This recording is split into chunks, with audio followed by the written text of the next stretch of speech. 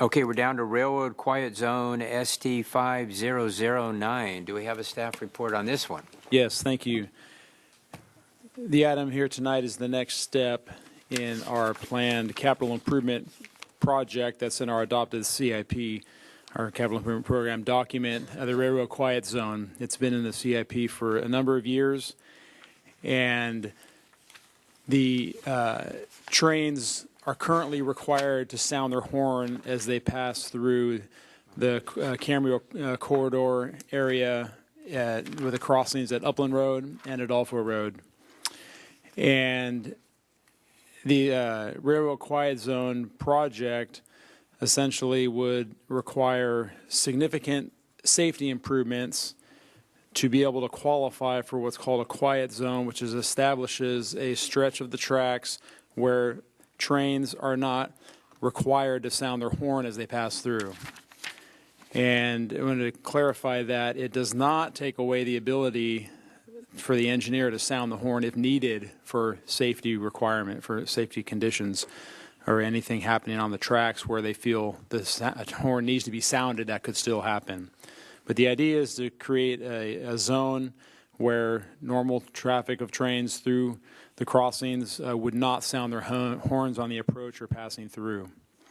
So the next step here to be considered tonight is to hire a consultant to perform a conceptual design to identify the alternatives and just the basic safety improvement requirements to qualify for the quiet zone. This is quite a lengthy, involved process, largely because it involves quite a few large agencies that are not easy or fast to work through. It can require a review and approval in coordination with Union Pacific Railroad, who owns the tracks and the right-of-way, railroad right-of-way through California, or through Camarillo. Includes coordination with the California Public Utilities Commission, who regulates the railroad crossings. Very extensive diagnostic review process and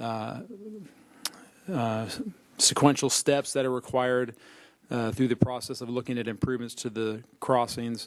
This will also include coordination with Caltrans at both intersections, because Lewis Road is State Route 34, right-of-way owned by Caltrans, and the improvements would likely tie into Caltrans right-of-way improvements. And then it also include coordination with the Federal Railroad Administration. The FRA is the actual body that ends up establishing and approving the quiet zone. So quite a few agencies that will need to be worked with initially here on the conceptual design, and then I'll get into next steps into the future on into final design and through construction. So just wanted to spend a little bit of time and talk about the typical improvements that are included in this kind of a project. I've got I showed this last time we talked about this when I brought it forward for going out with RFQ to select the consultant. But this is a improved railroad crossing in Simi Valley. It's the Sycamore crossing of the railroad tracks on at the LA Avenue intersection. And what's additional safety improvements here are what we call these exit gates. So on the downstream side, if you will, the crossing traffic coming through here, there's actually, when the crossing arms go down, there's the typical ones that stop the traffic on the approach to the crossing, and then these exit gates come down, creating a barrier across this area, to a barrier for any vehicles coming this way. It also includes additional signal equipment, enhanced number of signals, and also a little bit hard to see in this picture, but there's these small gates that are pedestrian gates. There's one over here and then one on this side that are up right now, or in this picture, and assortment of concrete for pedestrian access, rail fencing and gates, essentially to create a sealed corridor area for the train to be able to go through and not have to sound the horn. another example of an actual quiet zone improvements in Orange County. This showing the signal is actually under or has been activated. The gates are down. The pedestrian gate here. Signage is in place, warning people there that the train will not sound its horn. No train horn.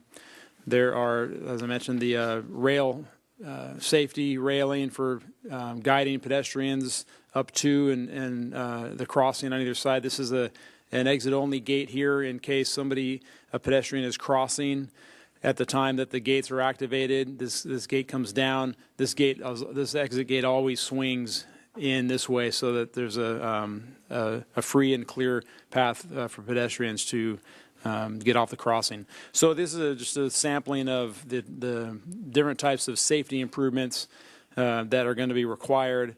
And again, this conceptual design effort is going to outline the basic safety requirements and come up with the alternatives to be able to come back to council and review that, and then in coordination with review of those different agencies to establish answer the question of with the required safety improvements in place, will a quiet zone be able to be established?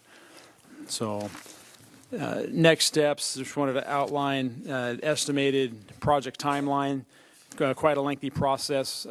Right now we're estimating it could be up to 4 years to get from today until a quiet zone is established by the FRA. And quick overview of the timing would be this conceptual design phase, roughly a year, starting now if this contract is approved with RailPros, and then into early 2020. Based on review with the agencies, and again, coming back to council before we take the next step, moving into a combination of preliminary and final design. That would include any right-of-way clearance permits from the affected agencies, environmental clearance process, and with all those agencies, it's essentially a stakeholder review and approval process for these improvements at the crossings. So that would take us through estimating late 2021, where we would go out to bid, and then construction estimated from start to finish to get the approval from the FRA in roughly a year. Now this schedule, extremely preliminary. We've never been through the process before with working all these agencies. There are several communities in California that have done this. Actually, when I was working at Moore Park, there were improvements being done through Metrolink to basically establish a sealed corridor. The decision was made not to pursue a quiet zone at that time. The safety improvements were in place, and I was in touch with a couple other cities at that time that were struggling through the process to achieve a quiet zone, which a couple of them eventually did, Carlsbad. There is extensive agreement requirements with the different agencies as it goes through, along with one of the big questions that will need to be investigated and finalized is what type of liability is the city required to take on with these crossings. We do know that CJPIA only insures up to a certain amount of coverage, and there's actually exclusions for this type of thing for coverage, and there is a significant amount of liability that an agency, that a city would take on for these quiet zones. Again, information that we still need to get into and develop as we go forward. So the schedule will be refined as we go forward, and then a rough estimate at this point in the cost. Right now in our capital improvement program, we have $400,000 program for design, and real rough estimate of $300,000 to $400,000 for the design effort, and then construction estimated at this point at $3 million to $4 million. Again, that's a real rough estimate based on other improvements that have been made at similar crossings for safety improvements, ranging from $1.5 million to $2 million. And again, it's all very site specific on exactly what improvements will be required. So that cost estimate also will be refined as we go through the conceptual design and then on into preliminary and final design. So the funding source, as it's programmed now, is the majority of it is general fund. We do have some Federal Transportation Administration, FTA, funding programmed now in the budget, in our CIP budget for this project. Those are monies that are received by the city every year. The majority of them go to transit. Actually, currently now is about 1.4 million a year that we receive in the FTA funds, and pretty much all of that is currently being spent on transit. In previous years, when our transit costs weren't as high, we did accumulate some funds there, that a portion of those have been programmed for this project. As we come into this next budget cycle, as we're updating our CIP and our budget, we will be refining that number and to determine how much of those FTA funds are still available. Otherwise, right now it's programmed for general fund. As typical with especially a very unique project like this, we would be looking for grant funding opportunities as we go along. That'll be some of the services that we'll be looking to the consultants that are involved to help us with. So that concludes my report at this time. The action before you is to consider awarding a contract to Rail Pros for the conceptual design efforts for the Railroad Quiet Zone. All right, any questions of staff? Ms. Shake? Yeah, who owns the railroad crossing equipment, the arms that come down? Union Pacific Railroad. And if we make changes to that, they'll continue to own it, and will they be responsible for maintaining it, or do we assume any kind of cost, future maintenance cost or any of that if we're... Right. Those are some of the details that'll be worked out. Again, not having gone down this road before, there could be some specifics of the equipment, additional equipment that's required for the quiet zone, that there may be some cost to the city to participate in that. As far as the actual ongoing maintenance of those safety items, a railroad will maintain responsibility for that. You know, as far as touching and maintaining any of that safety equipment with the flashing lights, the arms, those kinds of things. I will mention also in the Work and More Park included quite a bit of underground cabling between crossings and even down the line quite a ways for the train signaling equipment to be upgraded to achieve the safety improvements that were required. Because we know for a fact that we'd have to incorporate some sort of sensors, right, inside that safety, I'll call it a safety zone, That's right, in case a car gets trapped in there? That's likely. Again, that's what this consultant's going to help identify, those basic requirements. And then I wasn't here when we sent this out to RFQ. But how many, I know that, I think this was covered though at some point, but how many complaints are we receiving annually about train noise? So in general, about 1 to 2 complaints we receive at the city on train noise. Per year? Yeah. Okay. And do we, have there been any accidents, car, train collisions at any of the intersections in the last 10 years? We don't have any record of that, and There was one at Lewis and at the Lewis crossing a couple years ago. You mean Lewis, I'm sorry, no, not down from Adolpho, Upland, at Upland? Las Posas, Upland. Car got hit by a train. Okay. It's the only one I know of in the town. In the last 10 years?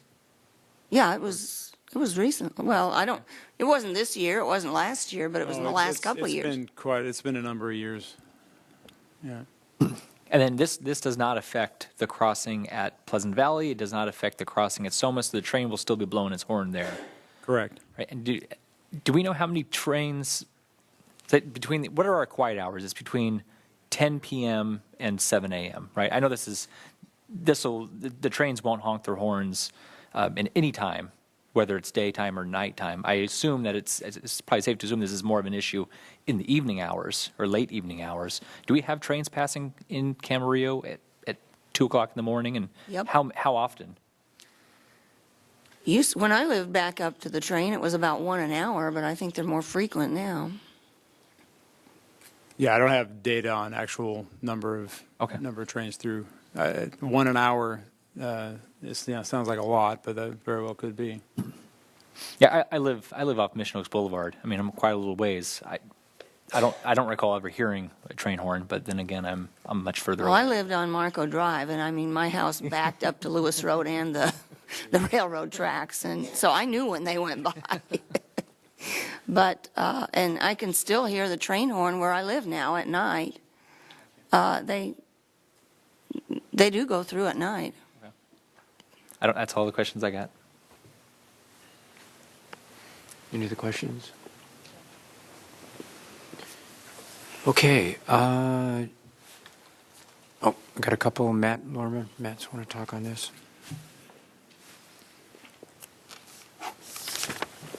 So, we're going to spend money because we have 2 complaints. He couldn't even give you, your staff couldn't give you any idea how many trains come through here. This sounds like a complete waste of money. And let me remind you, electric cars came out. I don't know if you're familiar with this. And they weren't making any sounds, and they required them to make sounds. You know why? Because people were getting killed because they didn't hear the electric cars coming up to them. This is ridiculous. There's been no accidents, so you want to throw money away for some project. You're going to create liability. You have no data to show in the nation that if a train, you hear it all the time, they never heard the train when the car hit them. So now you want to make a quiet zone. You just approved more development, so you have more traffic in the city. This sounds like a special interest project, and I don't know who it's for. Who brought this project forward? Who in the community? That's what I'd like to know. And what staff members took it on. I mean, this is a waste of money, okay? There's no reason for the city to do this, okay? And the thing is, there's no statistics. He says Moore Park. Moore Park is not the city of Camarillo. It doesn't have all the traffic. You don't have people jumping off the freeway, going through side roads. I mean, you got to make a case to spend this kind of money, folks. I mean, I have heard very little data to support this project. I mean, the idea that he doesn't even have a clue on what time trains come. I didn't hear, oh, by the way, this is the report. Trains come by at 5, 6. Here's the report. Anybody got a report saying what times trains come by? I mean, this is a waste of money. You talk about cities that waste money. You know, you didn't want to spend $1.6 million to do the firehouse. I get it. Now you want to throw more money away for something that you have no accidents, you have no data to back this up. And why? Because a couple people. Is that the new motto of City of Camarillo? That 2 people or a special interest group decides to talk to a few private people at City Hall and say, hey, let's push this through. Somebody will make money, contractors or whatever. Liability. But again, across the nation, where is the study showing that if you have a quiet zone versus a not quiet zone, what's the liability? Is this successful or not? I haven't heard anything. He quotes something out of Moore Park. Really? We're going to quote one city with no other studies across the nation, no other studies across California, and you guys are councilmen. Again, we just talked about throwing money away for the chamber because you didn't have organization. And now you guys are talking about throwing money away for this project. You don't have the data. You can't move forward. How do you move forward when you don't have data? You're elected officials. Really? I mean, this is why people come to City Hall and have problems, because we get involved with this. You know, if it ain't broken, why are we fixing it? Seriously. Think about it. I'd like to have some answers.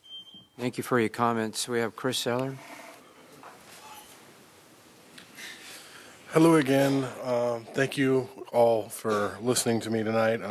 I appreciate it. I know you guys have probably want to go home, so I'll be brief. No, I'm going to a conference in Palm Springs after this meeting ends, if it ever ends. Well, yeah, it seems a little weird that we're going to spend my coffee. this much money on just one intersection. Like, why just one? It seemed, 2? Sorry, excuse me. 2. I mean, it just.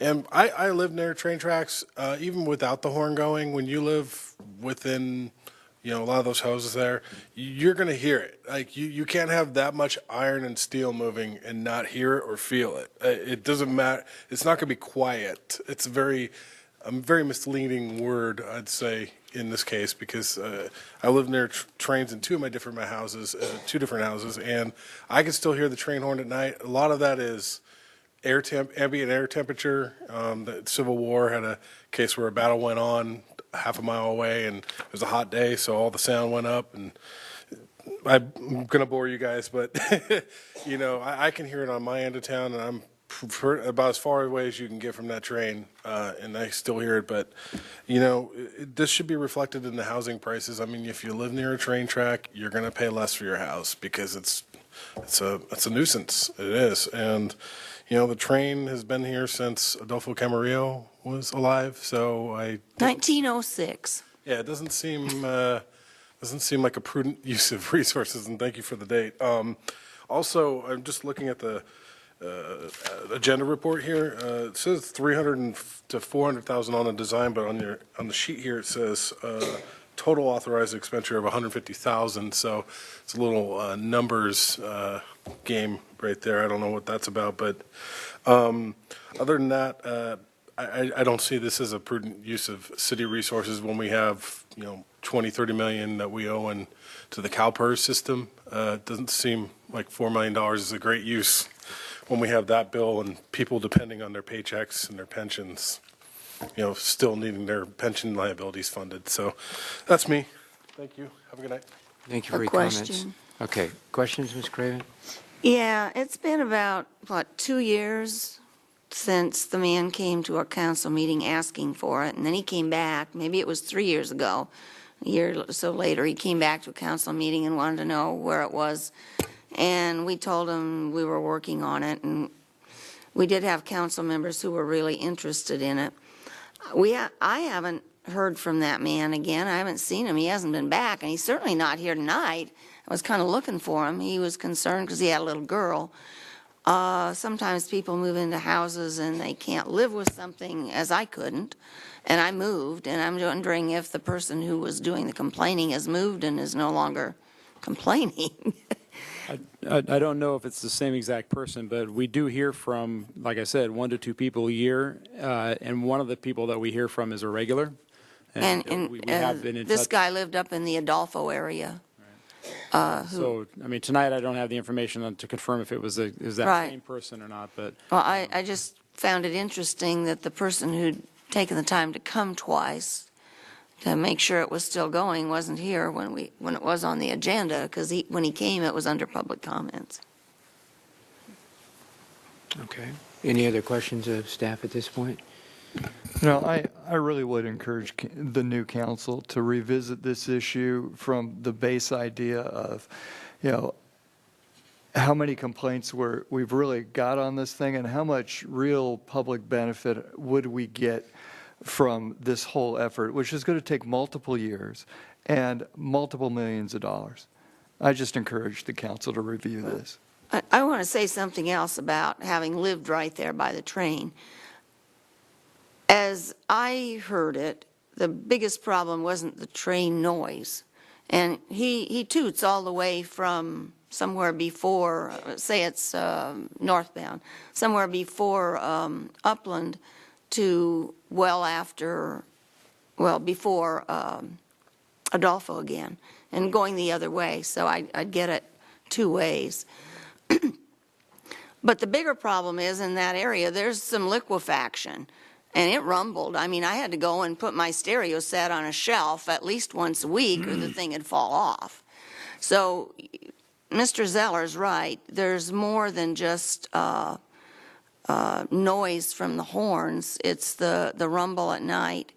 I mean, the night that I decided I had to move was about 6 o'clock in the morning, and I hadn't slept all night long. And I knew something was wrong. I couldn't figure out what on earth was wrong. I just knew something was wrong. And at 6, the train started coming through, and then I settled down and went to sleep, and I thought, oh, my Lord. When it gets to a point when not having a train come by every hour is what's keeping you awake, you've been here too long.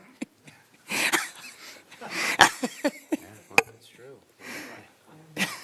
So good. I'll move to table the item. I'll second it. Okay, there's a motion and a table of this, and I might also say we've had discussions here for a few years here, but the votes were never unanimous on this, and it's specifically the quiet zones sounds like a really good idea until you get into the cost of this. And I think we all want to be cognizant of the cost and what's the highest use of money for and the benefit that it may or may not incur. So, Mayor, as to the motion, we understand what table means. However, it is in the CIP, and you can either direct us to take it out of the CIP this evening, or we can wait until we get to our annual CIP budget discussion. Whatever your That would be pleasure. more appropriate for getting it out of the CIP. Probably more I think we appropriate. should wait on, Yeah, I think we Okay. should wait until we have a discussion on the CIP. And under Rosenberg's rules, we don't have to set any specific timeline. It's just simply a motion, because I'm just sitting. Yeah. Rosenberg's Rules of Order. With you tabling this very preliminary action, staff will no longer be working on the project, and I think you all understand that. So when we get back to the CIP budget discussion, when we get into those discussions, we will, you will see it being deleted from the CIP as our recommendation, and then you can decide at that point whether you're going to accept that or not. Okay, so there is a motion. Was there a second? Yep, I There was seconded. a motion and a second. Is there any further discussion on this issue? Hearing none, please vote. Okay, that passes 5-0.